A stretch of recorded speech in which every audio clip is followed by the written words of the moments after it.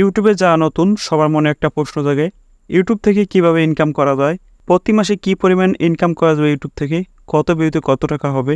এই ভিডিওটা খুবই গুরুত্বপূর্ণ হবে যা নতুন ইউটিউবে কাজ করবেন বলে ভাবছেন বা ইউটিউবে শক্তভাবে বা স্থায়ীভাবে একটি প্ল্যাটফর্ম তৈরি করবেন বলে ভাবছেন। এই ভিডিওটা শুধুমাত্র তাদের জন্য খুবই গুরুত্বপূর্ণ।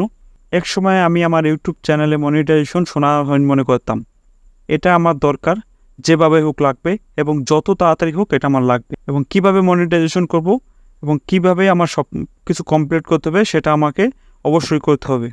এক সময় আমি আমার ইউটিউব চ্যানেলকে মনিটাইজেশন পাওয়ার জন্য সোনাহাইন মনে করতাম, কিন্তু যখন আমি মনিটাইজেশন পেয়ে গেলাম তখন আমার ধারণা ভেঙে গেলো যে আসলে মনিটাইজেশনটি সোনাহাইন নয়, সোনাহাইন অন্য কিছু। আগে যা মনে করতাম যে ইউটিউবে বুঝি মনিটাইজেশন পেলে সোনাহাইনটা হাতে পেয়ে গেলাম, কিন্তু এখন দেখি অন্য কিছু। আমাদের কিছু ভুল ধারণা আছে, আমরা মনে করি ইউটিউব চ্যানেল মনিটাইজেশন হওয়ার পরে প্রতি মাসে 20,000, 30,000 বা 50,000 এবং 1 লাখ টাকা ইনকাম আসে। আসলে এই সবগুলোই ভুল ধারণা।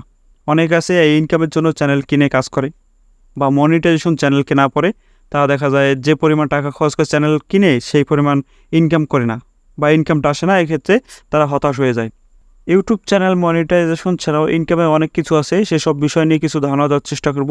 তাই বলবো ভিডিওটি মনোযোগ সহকারে শেষ পর্যন্ত দেখবেন। আর যদি নতুন দর্শক হয়ে থাকেন তো আমার চ্যানেলটা অবশ্যই সাবস্ক্রাইব করে দেবেন এবং পাশে থাকা বেল আইকনটি বাজিয়ে দেবেন, যাতে সবার আগে নতুন নতুন ভিডিও নোটিফিকেশন পেতে পারেন।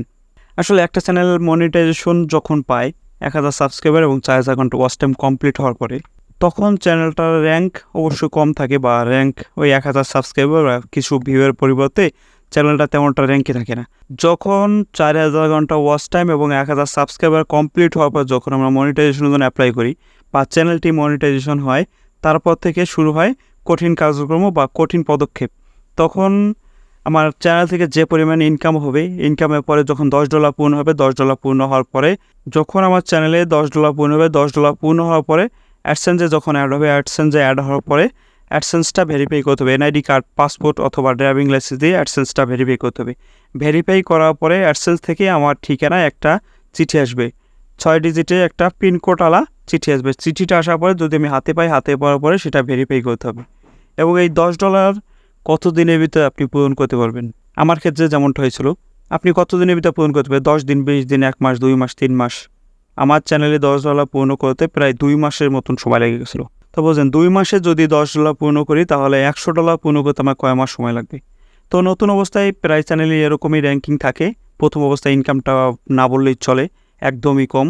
যখন আস্তে আস্তে আপনি কঠোর পরিশ্রম করবেন বা ইউটিউবে কন্টিনিউ করবেন, আস্তে আস্তে আপনার চ্যানেলে ভিউ বাড়বে, সাবস্ক্রাইবার বাড়বে, এক্ষেত্রে আপনার চ্যানেল থেকে ইনকামও বাড়বে। তো মনে করুন আপনি আপনার চ্যানেলে প্রথম মাসে 10টা ভিডিও আপলোড করলেন, পরের মাসে আরও 10টা ভিডিও আপলোড করলেন এবং তৃতীয় মাসে যেয়ে আপনি আরও 10টা ভিডিও আপলোড করলেন। 3 মাসে আপনি 30টা ভিডিও আপলোড করলেন। 30টা ভিডিও আপলোড করার পরে আপনার প্রথম মাসে যদি $10 ইনকাম হয় বা প্রথম মাসে আপনার $50 ইনকাম হলো, দেখবেন দ্বিতীয় মাসে আপনার প্লাস 100+ ইনকাম হয়ে যাবে। মানে ওই $50 বাদে আপনার দ্বিতীয় মাসে আপনার $100 বেশি ইনকাম হয়ে যাবে এবং তৃতীয় মাসে দেখবেন আপনার $200 বেশি ইনকাম হয়ে যাবে। ইউটিউব আসলে এরকমই, আপনি যদি চাকরি করেন, চাকরিতে আপনাকে বছর শেষে প্রমোশন দেবে এবং ইউটিউবে প্রতিনিয়ত প্রমোশন দেবে। আপনি যদি কন্টিনিউ কাজ করেন ইউটিউবে, আপনি যদি কষ্ট করেন বা আপনার ভিডিও কোয়ালিটি যদি ভালো করেন, আপনি যদি সৎভাবে কাজ করেন, দেখবেন আপনার কষ্ট অবশ্যই সফল হবে। আপনি যদি কন্টিনিউ কাজ করেন দেখবেন প্রথম মাসে যা হবে দ্বিতীয় মাসে তার থেকে বেশি হবে এবং তৃতীয় মাসে তার থেকে বেশি হবে। এভাবে কন্টিনিউ চলতে থাকবে এবং এক পর্যায়ে দেখা যায় আপনি এমন কিছু ইনকাম করতে পারবেন যেটা আপনি কখনো কল্পনা করতে পারবেন না। এক্ষেত্রে নতুন চ্যানেলে সেরকমটা হবে না, আপনার চ্যানেলে অবশ্যই পুরাতন হতে হবে বা চ্যানেলটা র্যাঙ্কিংয়ে থাকতে হবে। এবং বাংলাদেশ থেকে ইনকামের ব্যাপারটা না বললেই চলে, আমাদের দেশে সিপিসি একবারে কম এবং বাইরের দেশে যে সিপিসি আছে, বাইরের দেশে যা ইউটিউবার আছে তাদের একটু ইনকাম বেশি। এবং বাংলাদেশে আপনি যখন $10 পূর্ণ করেন যে 2 মাস বা 3 মাস বসে, তো $10 দাম কত আসতে পারে?